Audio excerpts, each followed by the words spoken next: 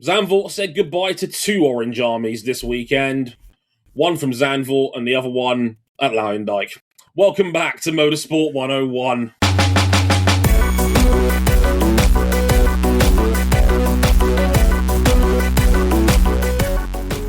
What a send-off for the Dutch Grand Prix when their home heroes race lasts less than a full lap.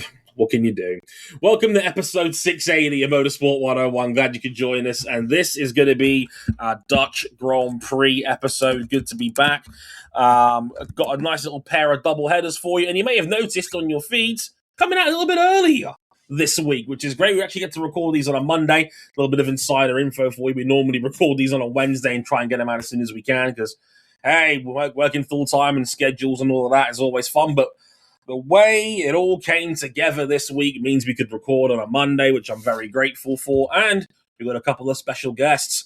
First up, making his return to the show for the first time in a month, the man's been battling a sinus infection, bless his heart. Cameron Buckley. Hello, Cam. How's it going? Hi. Nothing smells bad anymore, but I'm definitely not 100%. We'll see how this recording goes. No, we are recording this on a Monday because I took some vacation time from work to go to the New Hampshire Motor Speedway event for NASCAR, in which it rained on and off for the entire fucking weekend. And I didn't end up going to any racing because while they did run the race on Sunday, a bunch of it was in the wet because New Hampshire's flat enough where they can actually use rain tires. I don't know, standing in the rain for 3 hours to get like an hour of dry running is not my idea of a good time. Yeah, the fun, is it worth it factor probably starts kicking in a little bit there. It's like, I'm going to be standing in rain for hours at a time. And I'm sad because I missed out on a Josh Berry top 3. Wood Brothers Common Success. I think that's their longest top 10 streak since 1994. Wow. With Morgan Shepherd. Wow, jeez. Almost as old as us on this show. Yeah. You've always been the baby of the crowd between the four of us on here. And yet I have the most knee problems. Well, you got to take your trade-offs where you can get them. Also joining us, unfortunately, his American healthcare is a little bit better off at the moment, but making his long-awaited return to the show, well, since I did actually come on, is Mr. Ryan Eric King, everybody. Hello, Ryan. Good to see you again, mate. I was lied to. I thought we were getting an Orange Army together. I didn't know it was that kind of orange. Wrong continent, King. See, you thought it was the Knicks. I was ready to go. For those who are not watching this on a visual medium, yes, this is smug New York Knicks fan with his smug New York Championship shirt, but he's allowed to be. Yeah, that's the privilege of winning. You get to be smug about this shit, and we've both been there in recent times ourselves. No Larry? I would say all of us have racked one up in the last, 6 years? Yeah, 2020. In my case, yours is 23 was yours, Cam? 24. 24. There you go. I'm always bad with years. I'm always one out. But yeah, we've all suffering from partial success since the turn of the decade, in some way, shape, or form. Yeah, yes. Staring at what's left of Jason Tatum's leg. Yes, this is success.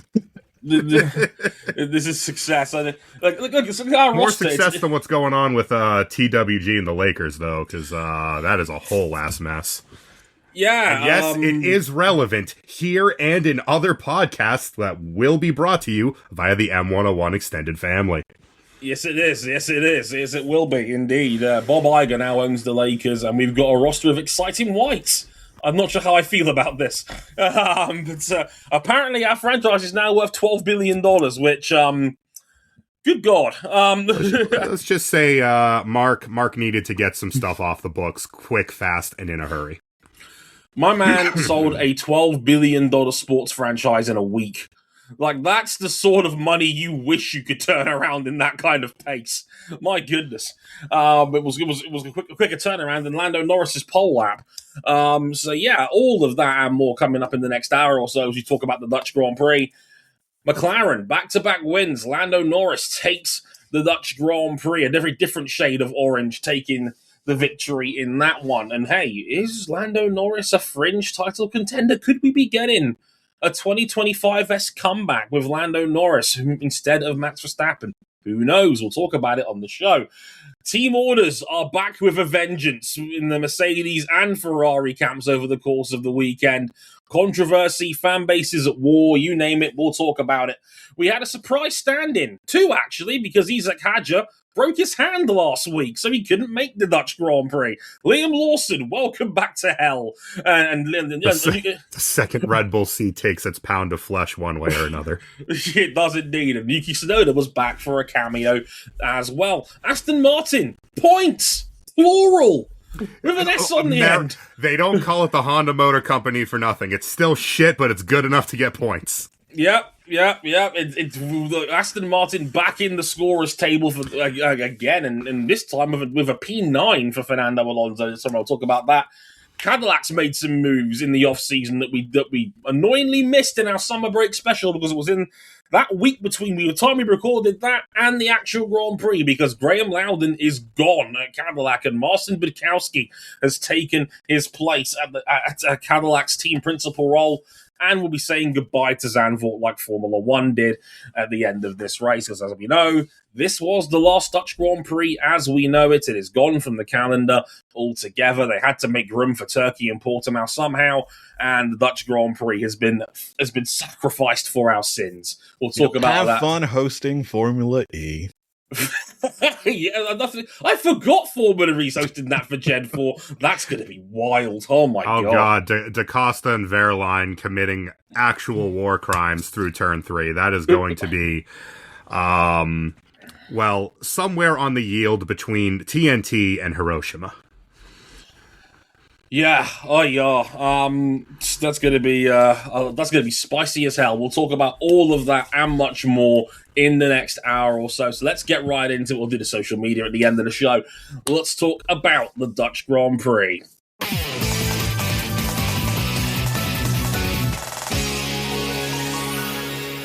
So, amazingly, we started out with a few drag. We had a good portion of rain about half an hour before the actual green flag time. Track was still a little bit damp in places as the green got going, and when we did get going, on the opening lap, Max Verstappen puts a wheel on the inside of the paint at Lyondike, loses the front, veers off into the outside wall, big smash, about 150 miles an hour. Thankfully, Max was okay, and no further harm done. The only other real victim was Gabriel Bortoleto, who pulled off a full 360 in the middle of the turn, and somehow no one hit him. Miraculous. Nico Hulkenberg should go play the lottery after that dodge. Yeah, it looked like a scene from Driven, not gonna lie. It was giving big Days of Thunder kind of energy there. Because they played a slow-mo of the onboard, and I'm like, Hulkenberg misses him by maybe a foot through the smoke. It is crazy. Incredible onboard shot there. Incredible scenes. After the cleanup was finished, Kimi Antonelli took the lead off the standing restart we got ahead of Lando Norris and Oscar Piastri. The race then turned into a 2 to 3 stop race with tyre wear stronger than expected, and the key moment of the race was Lando Norris stretching out his second stint to build up a 7-lap tyre delta. Stop me if you've heard that one before in the McLaren strategy department. Run long to build up a delta? Never. Norris made up a 6-second deficit in just 3 laps coming out of the pits, and with Kimi boxed in by Lewis Hamilton running long, Lando went round the outside of him at turn 1. Alex Jakes hit a fever pitch that only dogs could hear, and didn't look back after taking the lead. Even with a late VSC, because Esteban Ocon's Haas had to be parked up and died, it forced most of the top 5 back into the pits for fresher rubber. But no one could touch Lando Norris in the end. He won by 11 seconds ahead of Antonelli, with George Russell's third place saved by another late VSC due to debris when both Williams hit each other at turn 1 earlier in the lap. More on that later. It leaves Antonelli with a 59-point lead at the halfway mark of the season. Well, we think it's halfway. If we get the full slate of 24, it's halfway. We'll have to wait and see on that one. But he has a 59-point lead are over both George Russell and Lewis Hamilton. They're both now tied for second, but George Russell is ahead of Lewis Hamilton on countback 2-1. With Lando's pair of wins, he's now 83 points off the championship lead. And I love that on Blue Sky, off the back of last year's pods, 2 people asked me, Dre, what's the required run rate for Lando Norris? And I'm like, throwback. Yeah, I was like, here we go again. A fun throwback indeed. I mean, King, what did you make of that? Of that Dutch Grand Prix, and another really dominant win for Lando Norris. Maybe a little bit flattering given that late VSC, but still Lando in the back half very, very strong.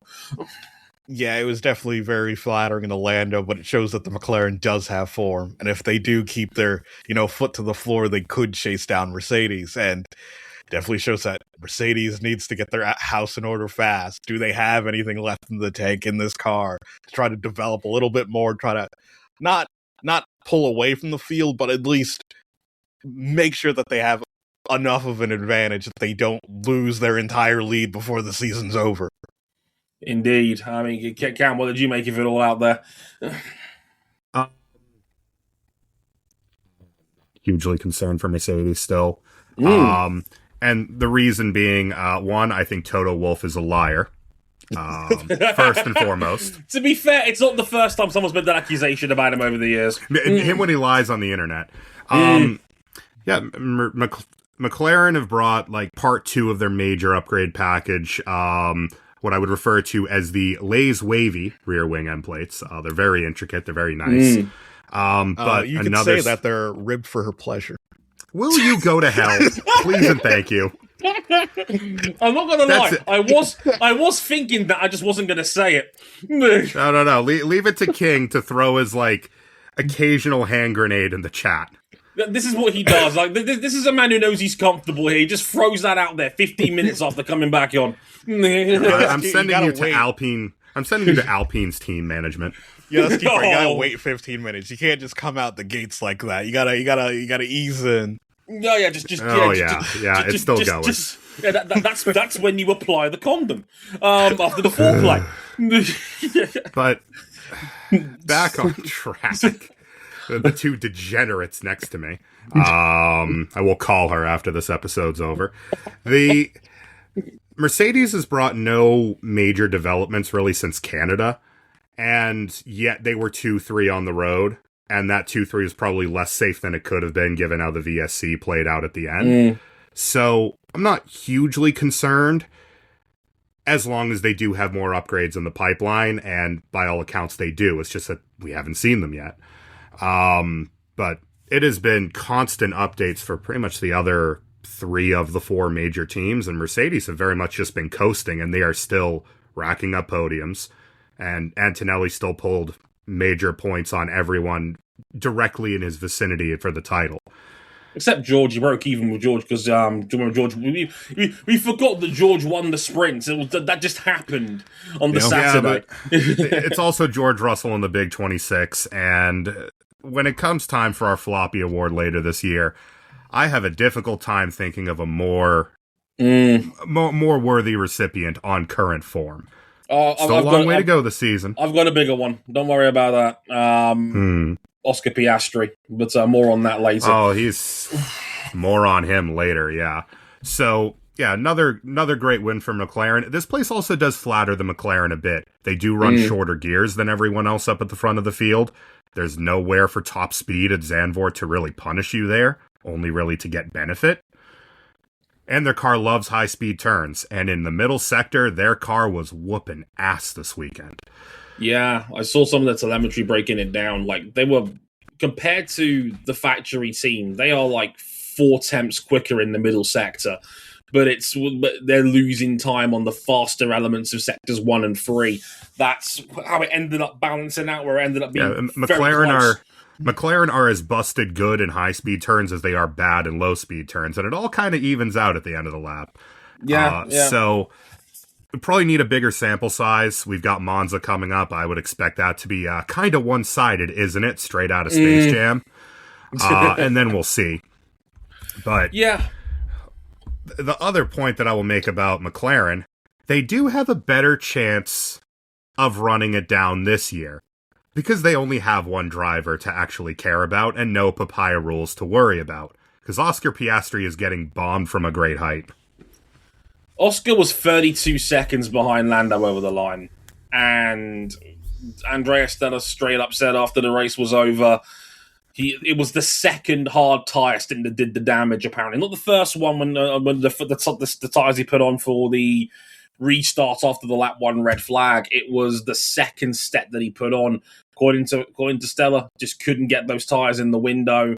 Very, very low grip. And we've said it about Piastri for a couple of years now. He struggles in low grip scenarios, and this was another classic example of that.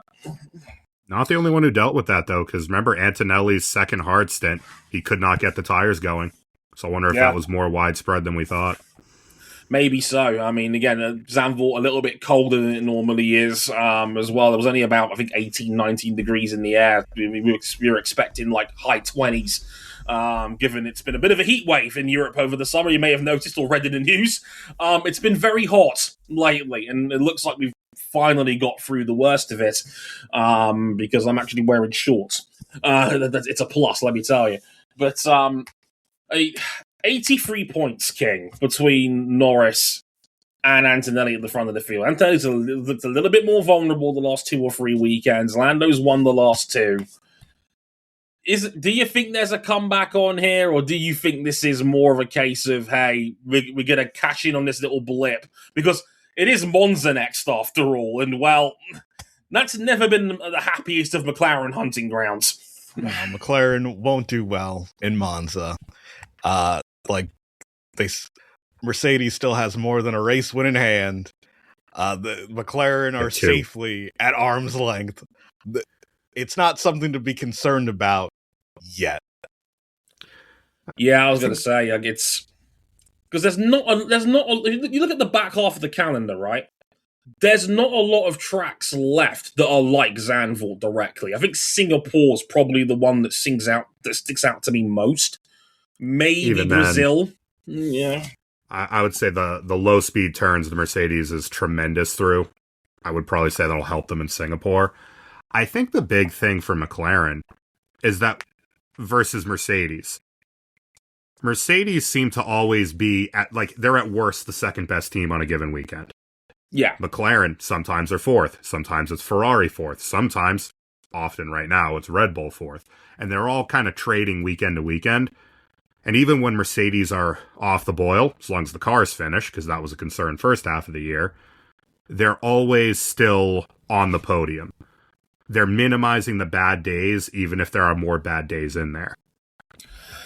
Yeah, I think I don't know if Toto was being sincere when he mentioned post race that, hey, we might not have the money to have an upgrade path for the back half of the year. But he did say something that I think he was being sincere about, is that I think he would have felt a hell of a lot better about this if they didn't leave and by his own words, 50 to 100 points on the table that they left out via reliability in the first half of the season. Of course.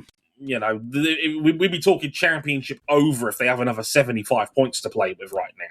We would have said the same thing last year had they not been double DSQ'd in Las Vegas and Lando had the oil leak in Zandvoort. It's those mistakes that open the door for Max to get back in, but also you look at the heater Max went on last year, he pretty much won every race from Monza forward, and when he wasn't winning, he was still 2nd or 3rd.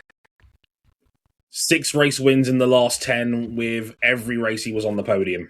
Yeah, it was just relentless pressure, essentially, and yeah, it led to that thrilling finale and him coming up just 2 points short in the end. I don't think it's going to be that yet. Again, I'm curious to see what McLaren can salvage in Monza. Again, that's going to be a damage control sort of round. It's going to be that race where Ferrari turns the engines up to blowing point so they can have a good showing in front of the home fans. The yearly occurrence.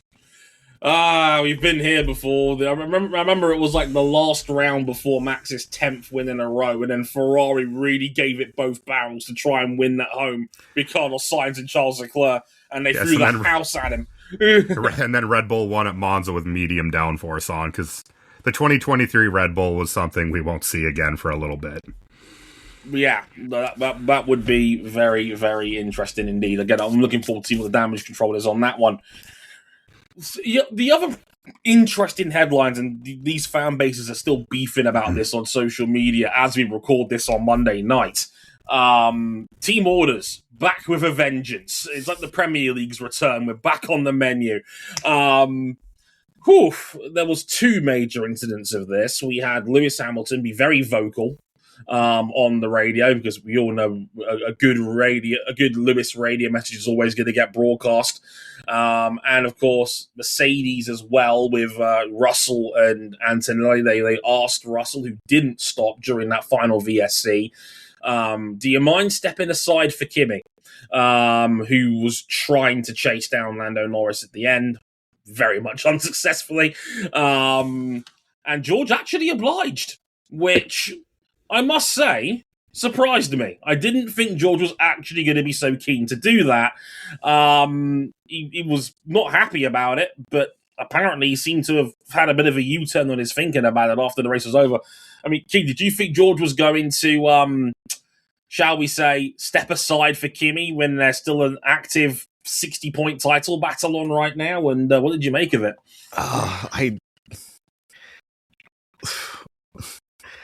Yes, but like it's him being fully aware that this title fight isn't over, and should it reach crunch time, I'm expecting the same thing back. That's exactly what my logic was when this was happening. My thought was, I wonder if that's George trying to build up some goodwill for the future down the road in case the roles are reversed. He may need a favour. He might be on the favourable strategy. As Max in our chat says, Cam, always good to have an IOU in the pocket. I think it's a little too early to burn this Mercedes garage down, and I think George probably holds that as well. It also might be a little bit of an acknowledgement from both Mercedes and George that it might be a bridge too far. I mean, he's 2 race wins behind Kimi at this point. He is an ocean away. And the thing is, Kimi's not falling off. He's still ticking the boxes. Even if he didn't win this weekend, it was still a hell of a drive. He still held Lando off probably longer than he could or maybe should have for his own race. In that tired delted stint where Lando just gobbled him up. I expect there will be some sort of IOU later in the year, and one would hope, if it comes down to brass tacks, that Antonelli obliges.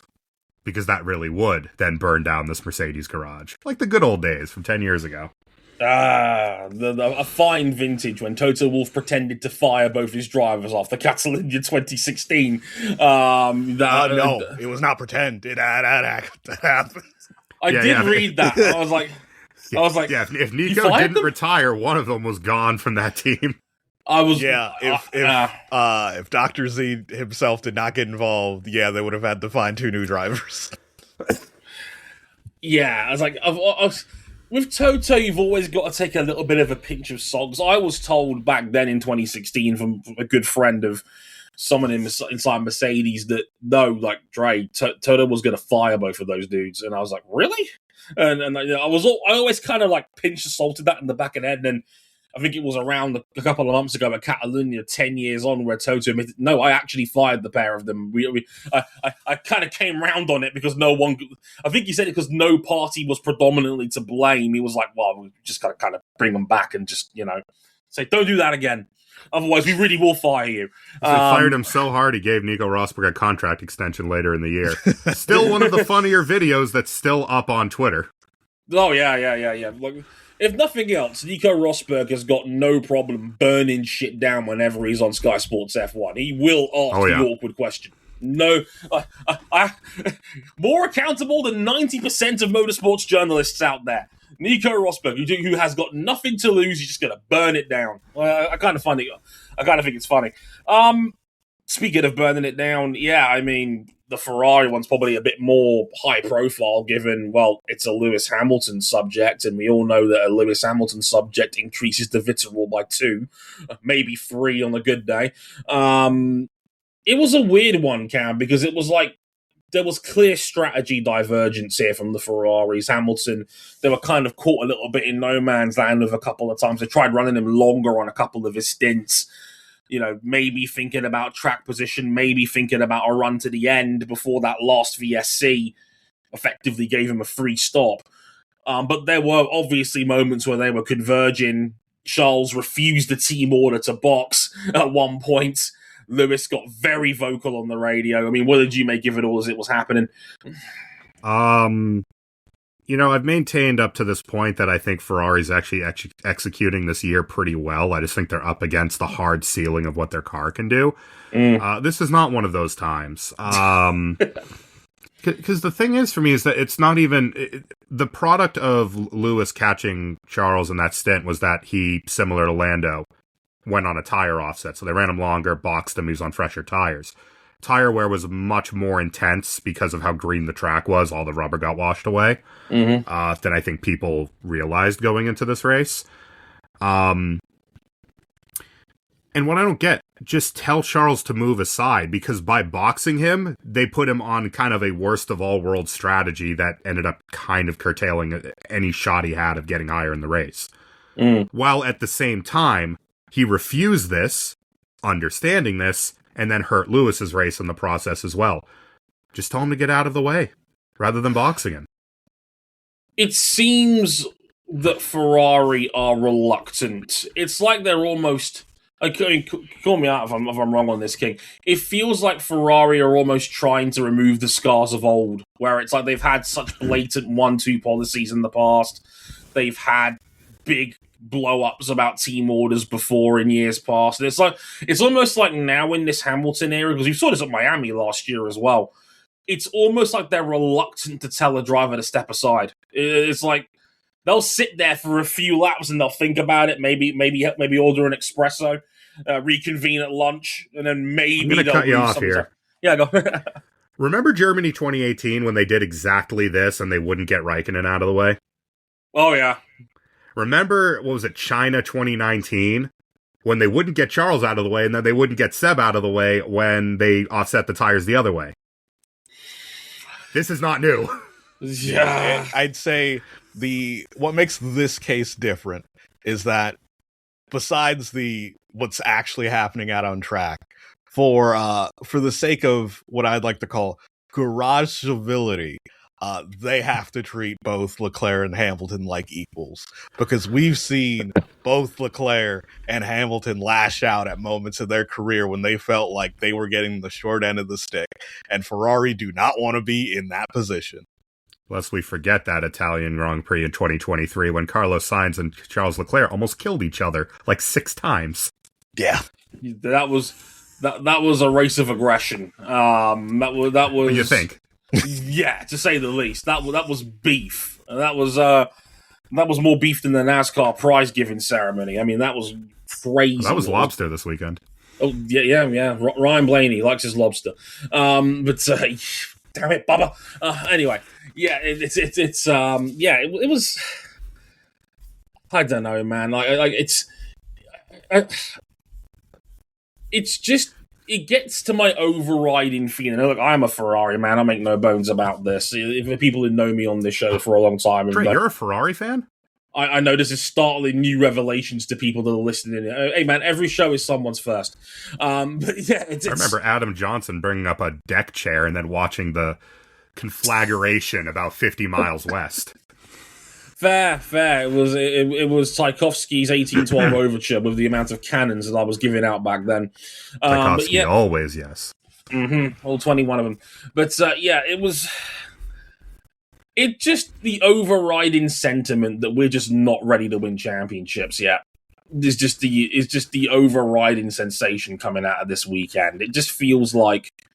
There needs to be a degree of just ripping the fucking bandage off at Ferrari that I don't feel like they are able or willing to do. Where's the leadership? like, this is my overall question here, because, like, and don't get me wrong, everybody loves Fred Vassar. Like, he's one of the nicest, funniest, entertaining dudes we have in F1. He doesn't take himself too seriously. Yeah, we all love him for that reason. I do. On a personal basis, I think he's great. But when it comes to the clutch moments, when it comes to winning time, as Pat Riley would say, this was a sloppy weekend. And, there was already the talk in qualifying that they were messing with the deployment of their power unit in between Q2 and Q3, and that allegedly cost Charles time, didn't work. And this is Zandvoort, a track position race, where track position is everything at Zandvoort. So starting a race from row 3 is not... You're automatically effectively ruling yourself out of the win. And I think this was a winnable race for Ferrari this weekend. If they start from the front row, I think they've genuinely got the pace to think about a win. We saw it in the sprints. Like, Charles was good enough on his soft tyres to run up against Lando on the medium, and I thought, ooh, okay, we're cooking a little bit here. And then in the race, just sloppy management gets in the way again. They're compromising both their drivers' strategies. And in the end, because of the timing of that second VSC at the end, what I thought was a winnable race, they end up 4th and 5th.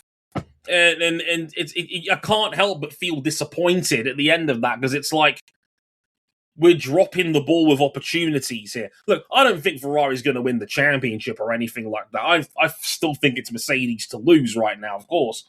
But it just feels like we're being flattered sitting second in the Constructors right now because of the fact that Mercedes have failed to execute this year on a few weekends. So, I think Ferrari are throwing some stuff at a wall and seeing what sticks, because there is nothing left. Like, I think they're getting anything and everything there is to get out of the car, which most years is not Ferrari's problem.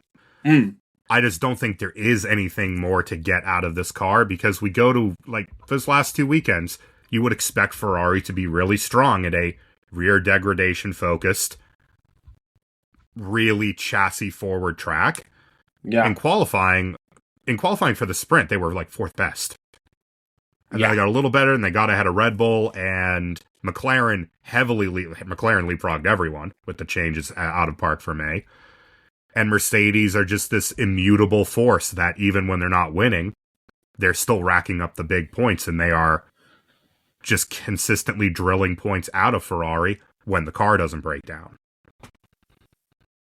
Just feels like we're not quite there. And that, like, this is like a really frustrating place to be, because Ferrari have been the second best team in Formula One the first half of this season. Definitely, in my opinion. They were good enough where they've won a couple of races, they've taken advantage of Mercedes errors, a couple of times, and they've been opportunistic, and that's nice. It's like that 2015 spot where Seb first rolled up. It's like, ooh, a couple of wins here. That's nice, It's for me, it's like the 2019 kind of. Remember when Mercedes just bulldozed everyone so hard in 2019 that there was never any championship hope? But in the middle of that season, they lost a bunch of races to Ferrari and to Red Bull, and you think, they're kind of falling off. And then their Japan upgrade happened, and they ran the field over for the remainder of the year, other than Brazil. Yeah, pretty much. And that's kind of what I'm expecting to happen this year. It's just frustrating, because, like, first of all, being in second place is the worst place you want to be, because then you start thinking about wins, and you start thinking about, hey, can we get some opportunities to maybe win if Mercedes has a bad day, if there's a reliability concern, if there's setup issues, you name it. You want to be there to strike and take advantage, and we're not doing that right now. And now McLaren's starting to bulldoze their way into play a little bit more now the last 2 or 3 weekends, because what do we always say about McLaren? Brilliant in-season development. They get it, and then once they figure their concepts out, they get good very quickly. And I think it's happening again this year. They're still going to be behind when it comes to things like engine deployment, because they're the customer there, but the rest of their car is good. It's clearly good enough where it can win on a good day now. And that's a problem, because I can't say that about Ferrari right now. No, the tracks where you'd expect them to be devastatingly quick, like Monaco, like Hungary, Mercedes absolutely dominated them, and in Hungary, Mercedes were not best. And it's not like Ferrari aren't bringing development. They brought a major floor upgrade here, and they were kind of static with where they have been.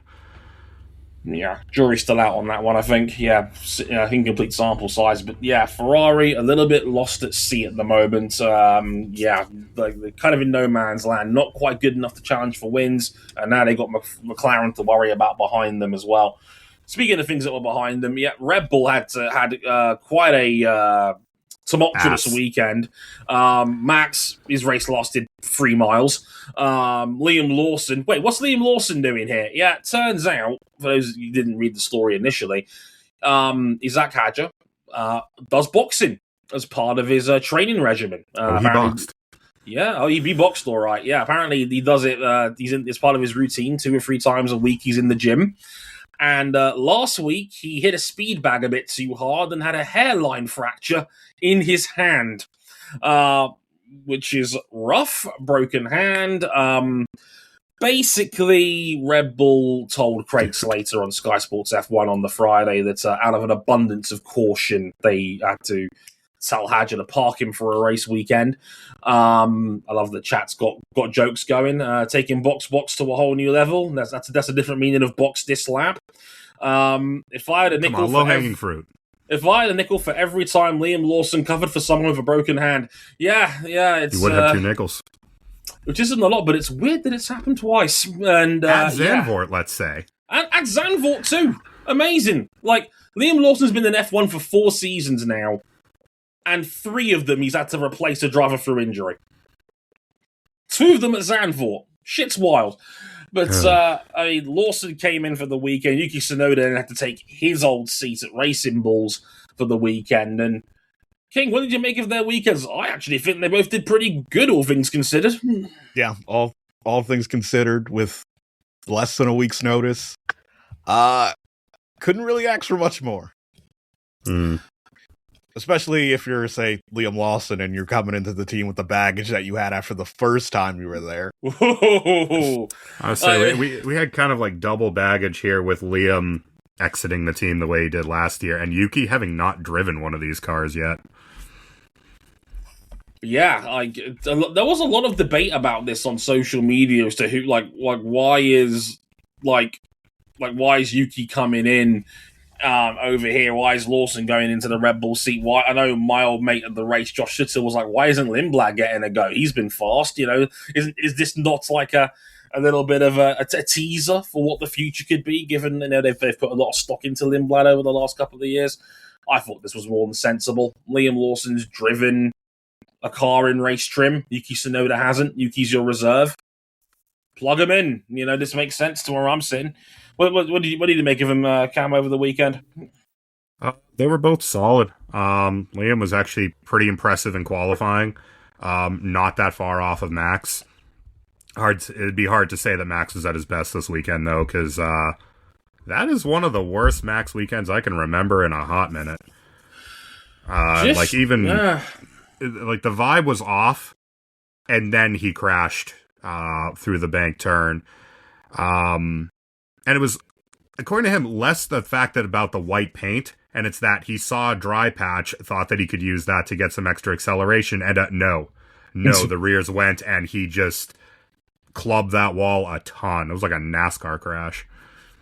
Yeah, he fully admitted it after the race. He was like, "Yeah, this one's on me. I thought it was dry, put my foot down, tried to take advantage of a situation." Misjudged it, got it wrong, in the wall, day done. As Jason points out, third time in his career, he's qualified P7 and then failed to finish. Because where do people get these stats from? Absolute crazy shit. This is what this network specializes in. Absolutely. My goodness. But, I thought Lawson drove really well. Got points on the board, which is a whole lot more than we could say for how Red Bull went for him last year. Yuki was very unlucky to not score points because of your tires cannot legally degrade without your consent Fernando Alonso stint, which jumped him up the midfield and into P9. Aston Martin have gained like 3 seconds in 2 weekends. By Singapore, they're going to be lapping the field. wild that I think Fernando had the longest soft tyre stint and the longest hard tyre stint of that race. I think it was 32 laps on the soft, and I think 35 laps on the hard tyre. The only guy I saw effectively do, I mean, I say effectively, it was a one-time, obviously, because you're allowed to change tyres in the pits on a red flag, and we got that early on. A lot of guys did change tyres on lap one, but Alonso didn't. Effectively, yeah, he made the one-stopper work, which I always thought was going to be the game plan, but as Cam alluded to, worse tyre wear than expected because it was a relatively green track. But, yeah, King, there's hope for Aston Martin at Team Silverstone. They're in the points. They're on a roll. Well, don't address me about Aston Martin like they're my team now. No, they're your team now. Well, Yeah. For those who don't know, King's only a part-timer on the show now. Ryan King, for his sins, is a New York Jets fan. And their owner, Woody Johnson, now sits on the board of Aston Martin as a executive and part owner. They're your team now, King. No. See, we are now going to find a way to have Adrian Newey tear his ACL. Yeah, we're going to have Adrian Newey run out there with the American flag and his first race of the first season. Snap. He tears his ACL. Full Aaron Rodgers. But honest to God, on merit, no BS points for Aston Martin. Honda Spec 2 engine this weekend. It's still not that good, but it's better. And yeah, 3 seconds in 2 weekends. That is incredible in season development. If only they weren't like 5 to 6 seconds a lap off at Spa. It's like, it would be great development if we weren't starting from like -5 back over here. It's like they started the opening around in Australia from New Zealand. That's how bad it was. How far back are you starting? Stoffel Van Dorn 2017. 55 place group penalty. Gotcha. Yeah, I mean, the gain, as Raptor says in the chat, easy to gain time when you're so far back. Also, love the chat from Kira. I mean, if we're talking King's connections, he has to be an Alpine fan. And I'm like, I don't think Alpine. Alpine, who had their major upgrade package on the car this weekend, on one car with Pierre Gasly, and got a point, but it probably could have and should have been better. But Arvid Lindblad copped a penalty off of the first red flag for a yellow flag infringement. Yeah, and then spent the rest of the race as a rolling roadblock. Tried to get Yuki in the points. Delayed some cars, but not enough. Yeah. Team game. That youngster's learning something here. Get some goodwill in the bank. We love that. All of that. Yeah, like, I have to say, props to Aston Martin. That was, old man Alonso still got a bit of game in him, because that was still drive. He can still drive when he's got a car that isn't a genuine worst car of the decade contender. Who could have thought? Not listed here, but I do want to shout it out. Nico Hulkenberg, remember that save? Well, it became important because he drove a sterling race P8 to get more points on the board. Up in P8. Audi are legit. Like, since their engine upgrade, they cleaned up some of the reliability. They are legit. They are now fighting the racing bulls at the top of the midfield. Yeah, I can't deny it's very impressive. I mean, Hulkenberg was P8 on the day. That matches Audi's best result of the year. And they're now within 5 points of Haas. It looks like there's going to be a fight for 7th in the Constructors, because Haas have 21 points. Audi's got 16, Williams 11, Aston Martin now have 3, Cadillac still failing to score. King, did you think that within half a season of Audi being on the grid, they're now regularly in the points? Because this is now becoming a frequent occurrence. Oh, man. It's sort of yes and no. So I expected them to have the pace they do have. I didn't expect the other teams around them to be as bad as they are. Yeah, dude, Haas have been cheeks since like round 5. Yeah, Haas has been rough. They started strong, dropped off a cliff, Williams Haas have started this era ready, is what they started. They are McLaren in 2014. They came out of the gates pretty good, and the nanosecond that development came into play, they've dropped off a cliff. It's giving Gunther Steiner's tenure, where it was like, where it's like, hey, we don't know how to develop a car in season properly. And that was Gunther's probably biggest problem when he was running Haas on a shoestring budget. Not necessarily what they were. It was more how do you compete in season? And he was very conservative of upgrade packages. Like, we're going to have a big one later on in the year. Oh, the big package doesn't work. What do we do now? And you've thrown away 3 or 4 months because they don't control their own development. They are beholden to Dallara, of course, and their friend, their sponsor, Toyota Gazoo, because they use their facilities now. But ultimately, they're not a team that controls their own fate as far as when things end up on the car. I guess this is part of their philosophy they've always had of, hey, maximize what you can get off the shelf and then kind of go from there. It's starting to show the problems now because they can't compete with the teams around them at this point. Audi's reeling them in. Williams are only maybe 1 or 2 weekends away from potentially overtaking them because, I don't know, Dre. Although... Depends if their new signings keep junking cars. Yeah, I mean, the big news going into this weekend was that Williams have now basically confirmed their lineup for next year. Alex Albon has agreed for that final year of his contract for 2027, and Carlos Sainz is now on a new multi-year contract to take him at least into the next couple of years at Williams. There was murmurs he wanted out, but it looks like he signed a new deal. There's a lot of murmurs in the Spanish press that deal is 30 million euros a year at Williams. King, I didn't know James Vowles had that kind of money in him because he's opened up the safe to keep Carlos Sainz on board as seemingly their number one driver because holy shit, that's a lot of bread. I mean, who else are they going to get? I mean, when you put it like that, I think we found the secret to James Vowles' his riz. It's actually just money.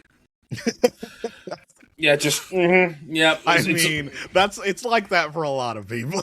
That's what I'm saying. It's Floyd Mayweather just carrying around a bag of money at all times, just in case. It's like Mr. Monopoly out here. Just like, hey, shut up. Just take a stack and then crack on with your day. No, it's 30 million a year when you're sitting 9th in the Constructors' Championship is wild to me that you're on that kind of bread. Allegedly, Alonso's on that kind of money at Aston Martin, but we all know that Aston has had... Aston's a factory team. They get their engines for free. And they've got a big bankroll from Lawrence and the rest of Aston Martin. Williams are a true independent, and I didn't... Everything we've seen from Williams and the James Vowles tenure since they got there has been a lot about stretching the pennies while they try to basically revamp Grove into modernizing it. Stretching the pennies while they are all saved up in the background for his... one hot date in a hotel. Carlos, baby, sit down. We got these McLaren rear wings here for you. They're for your pleasure. Would you like to sign this new extension with Williams Racing? Yeah. As Max puts out in the chat, that's about 50% more than Aprilia's entire MotoGP budget per year. Whew! Kind of tells you the scale of the sports there now, don't it? Yeah, just a smidge. So, of course, Alex Carter decided to celebrate that by driving into his teammate, as you know. Yeah, that wasn't even close, man. Yeah. It was bad, King, when they actually hit him with a 10-second time penalty for a hit on his own teammate. The sport never does that. Hey, sometimes you gotta lay the law down. My man's like, oh, okay, no, that is so egregious. Okay, we got to dig in for this. It didn't even DNF the cars. It was just that stupid.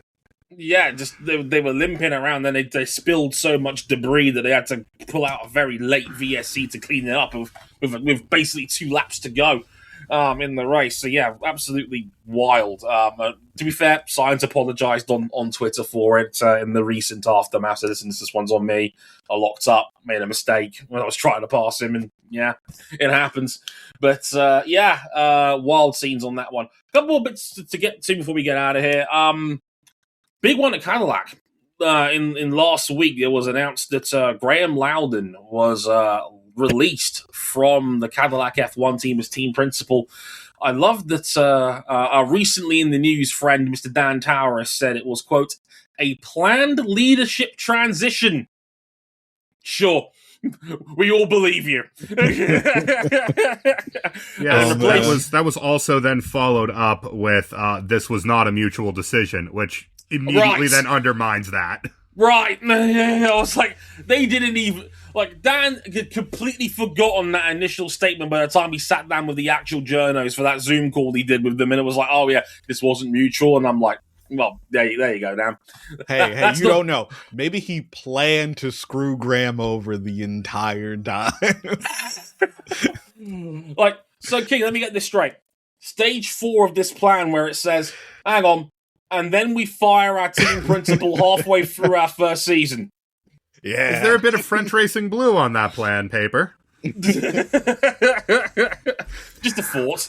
For those who don't Maybe know... not. Yeah, there is on the team principal.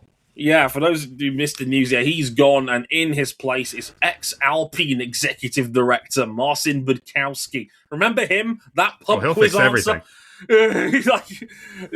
Poland mentioned, as our fellow Polish man Jason in the chat says. Yeah, Marcin Budkowski is now team principal over there. Last time we saw him in the paddock, outside of his Polish TV commitments, it was as Alpine's executive director, essentially. What do you make of that one, Cam? Because it's like, this was, for me, it was certainly eyebrow-raising when the news first. I was like, really? Cadillac have just sacked the dude halfway through a season? Like, what's going on here? I'm not going to name the sauce, but they are someone with direct ties into one of the companies with the name above the name on the plaque above the door. Mm-hmm. And apparently this was felt like it was needed internally. Graham, he did something with nothing at Marussia, and that must be commended. But this is a very different team with very different ambitions, and I just wonder if the way the things were going within that team was incompatible with what Cadillac wants to be. Now, Cadillac wanted to be 8th in the Constructors this year via Dan Towers. That was never realistic. I think that's part of the problem here. I think they already had very lofty expectations as a brand new team. I thought, I don't know if it's that classic American rambunctious attitude of, we're going to come in and we're going to be great straight away because we're General Motors and we've got all these assets and resources. They're not even General Motors yet. They're not going to be for a couple years. It's just a sticker on TWG F1. And TWG is not in a good way right now. No, there's absolutely not. If you've been reading the news lately, Big Boss over there is under a lot of investigations over where that money's coming from. Hence why he sold the Lakers last week for 12 billion schmeckles. So, yeah. I mean, King, what did you make of it? Because I know you're the American, and obviously these things are going to get a little bit of traction here and there as well. I mean, what did you make of it? Because I was shocked when Loudon was let go. I was, I was shocked. I was like, maybe I thought they'd at least give him the season. Like, right? I didn't think he was gonna be here next year. But yeah, I thought they would give him the year before they would fire him and replace him with someone more competent. It's that kind of feels like how, given we've had suspension fires and brake failures, which is honestly an amazing yet accurate statement about Cadillac. Mm-hmm. I wonder if they've had a couple of those too many. Maybe. I was going to say, like, it's because I mean, it didn't help. I mean, if you may have seen the clip as well, going into the sprint on Saturday, they broke Perez's car by dropping it off the jacks. And it was just broke his straight line mode. Here's my thing with Caddy, right? All they had to be this year, and this should have been the aim going in, is just don't be trash. Don't be an atrocious last. Other than the reliability, they really haven't been. They've been in the fight. They've been in the fight really since their big upgrade package on the car. They can hang on to coattails of cars in front of them. That is a lot more than we can say for a lot of other teams in their first year in F1. They're competitive. And that's like 80% of the battle. I remember they got praised in pre-season testing in Bahrain for, quote, looking like a proper outfit by other teams when they were down there. Because I was like, hang on. First year, they looked like a competent F1 team. Like, they were praised by their peers in the paddock during that test. I remember reading that on the race. I'll say this much about Graham Loudon, and I've said this many a time. One of the genuinely good people in the F1 paddock, and there's not many of them. I've always had a lot of admirance and a lot of time for Graham because he's very forthright, he's very honest. I saw, like, a day after the news dropped that he'd been let go, he had an interview already done with Planet F1, so credit to them. Basically saying, listen, like, I don't have a wide range of skills as a team principal. I'm good at getting something out of nothing and starting teams up off the ground. That's where he's strongest, but he openly admitted, I don't have the technical knowledge of some of where the other team principals are at in Formula One. And if you look around us on the paddock, we've talked about this before on the show, engineers being team principals has now spearheaded this sport. The direction now seems to be get an engineer at the front of the team because this is a complicated rule set. Io Komatsu at Haas, Lauren Mekies at Red Bull, Andrea Stella effectively at McLaren. Now we've got Marcin Budkowski at Cadillac, who has been an engineer for 25 years in the paddock. He debuted with Prost. Yeah, like in 2001. That's exactly it. Yeah, it's slowly drifting into an NFL or a Premier League type of relationship where your team principal is effectively the manager or head coach, and you have an owner who's willing to, drop the axe should results not meet. Yeah, very one bad year and you could be out, kind of. In the Prem nowadays, it's like a bad run of form can get you fired now in the Premier League, for example, let alone a bad season. If it's February or March and you've lost 4 or 5 in a row, you might lose your job. That's the way it goes now in the Premier League. In the NFL, we've seen a lot more 1/2 year firings now in that sport, and I think F1. I agree with King. I think it's going the same way in Formula One now, where if you ain't got someone at the front of the helm who knows their shit about these cars, you might lose your gig very quickly. And like I said, Budkowski's he's got an engineering background. He was there in 2001 with Prost. He was a huge reason why we have the Halo on F1 cars. Now he was a huge part of that FIA working group to get the Halo off the ground. That's his expertise. He's a technical guy, and half the grid now has technical dudes in charge of their team on a day-to-day basis. So yeah, I think that's the way things are going right now. I mean, good luck to him. I think that's exactly the kind of signing that Cadillac needs under their current structure. Until there is a General Motors engine in the back of that car, what format that is, we don't know yet because politics and such. Mm-hmm. They are TWG-F1 with a Cadillac sticker on it. Yeah. These are just setting you up for the next couple years, that when that engine does come in, the car side and the team side is set. Yeah. They've got time. I would say there's no pressure, but there's a lot of pressure. According to Mr. Towers, there apparently is, because they think Cadillac should be scoring points on a semi-regular basis already, and, well, they're not there yet. No. Mm-hmm. They had a shot. They had a long shot at one point in Monaco, and that's the nearest they've gotten. They haven't been anywhere near that since.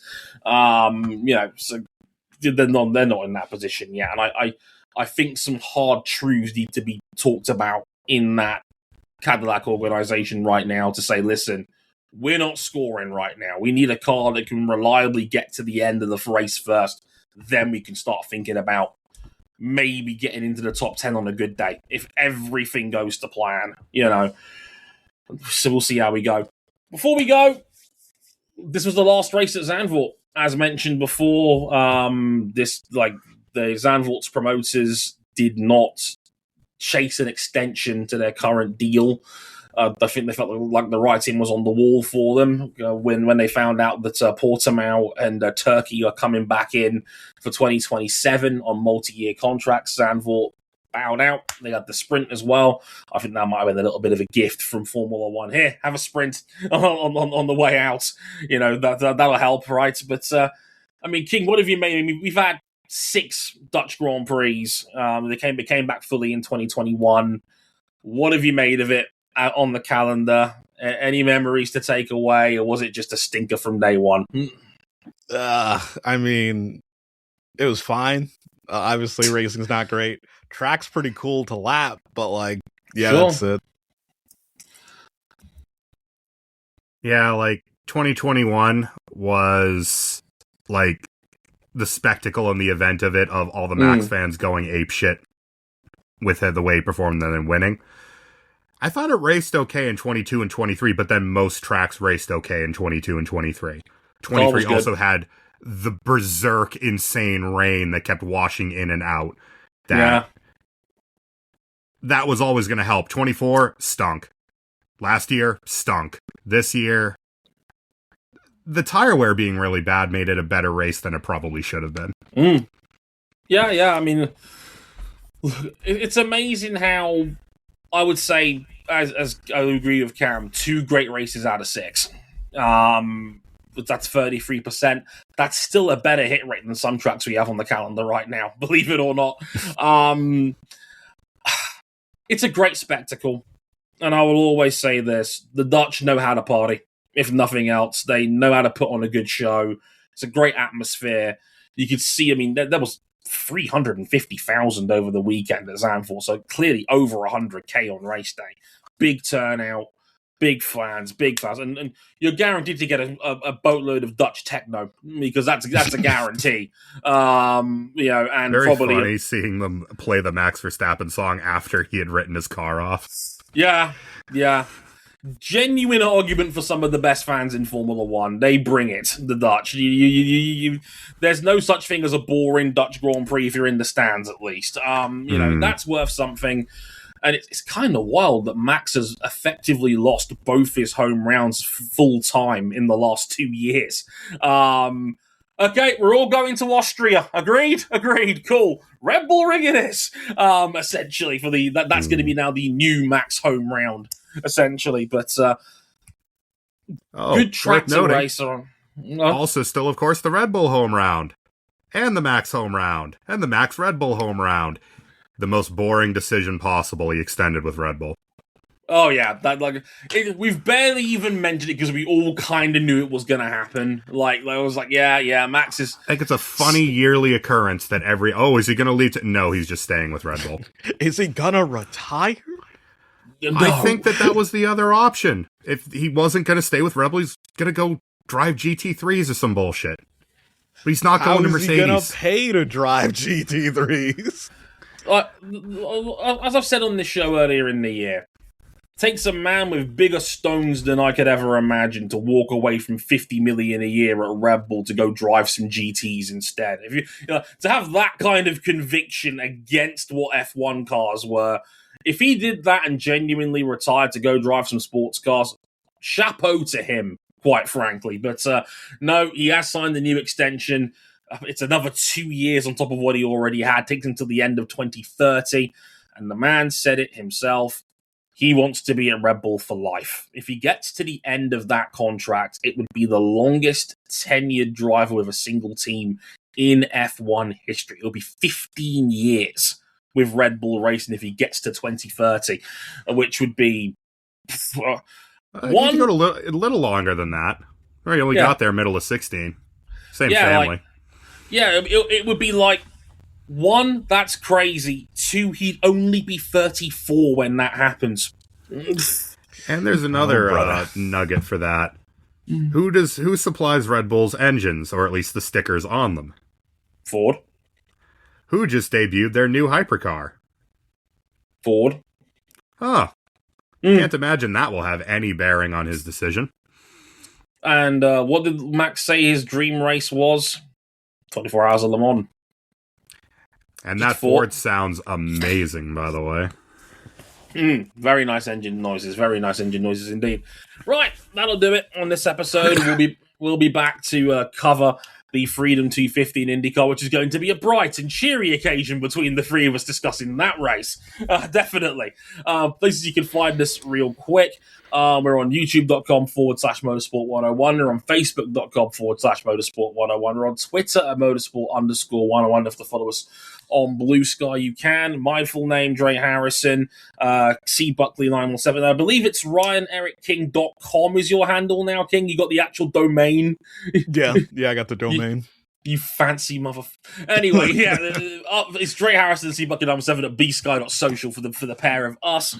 Our website, motorsport101.com. If you also want to hear some written reviews of what we thought of this Grand Prix and the Freedom 250, sort of. Yeah, we'll talk about that a little bit more next time out. And of course, if you really, really like us, you can back us financially on Patreon, patreon.com/motorsport101. $5 gets you early access to all of our episodes. You can upgrade to the $10 tier to listen to these episodes live as they're being recorded. Raptor, Jason, Kira, Max, Jason, all in there as well. Thank you very much for watching and listening along. Much, much appreciated. As per, I forgot to mention the TikTok as well. TikTok and our Instagram for video highlights as well. Motorsport 101 Pod for both of those if you want to see video highlights of the show and some extra stuff from yours truly. Right, I can put this off no longer. Freedom 250 coming up next. That'll be the next time out on Motorsport 101. Until then, I've been Dre Harrison. He's been Ryan Eric King and Cameron Buckley. Thank you very much for watching and listening, and we'll catch you guys next time. Sayonara.